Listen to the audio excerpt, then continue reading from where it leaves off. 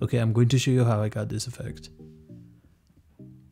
So I grab my rectangle tool and then I'm just going to create like a Polaroid frame, just kind of like this. Let's just make the fill white, and then the stroke, we're just gonna get rid of it. And then we're gonna do another one right in the middle, like so, just to give it that Polaroid frame look. And let's just make it right there.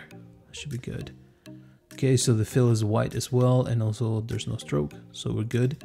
So now we're gonna go to our layers panel, and then we're going to select both layers, right click, merge shapes, and then after that we're going to go to properties, scroll down, and then on Pathfinder we're going to do this guy right here. So then after this, I'm gonna create a mask on the rectangle shapes. We're gonna create a mask, and then we're going to select the brush tool with letter B. And then right here, as you can see, it starts to get rid of the frame or whatever we don't want. So we're gonna go back to the brush tool. So obviously you can be as detailed as possible, but for this tutorial, I'm just gonna speed up the process. To make this process way simpler, you can reduce the opacity, and then that will allow you to see what you are erasing and what you're not.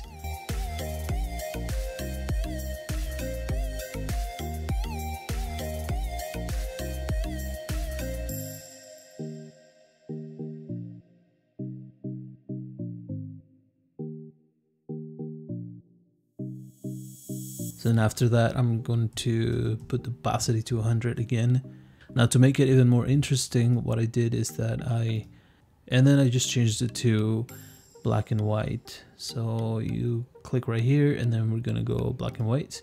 And then after that, I just went in with the brush tool again, and then I started to paint with black.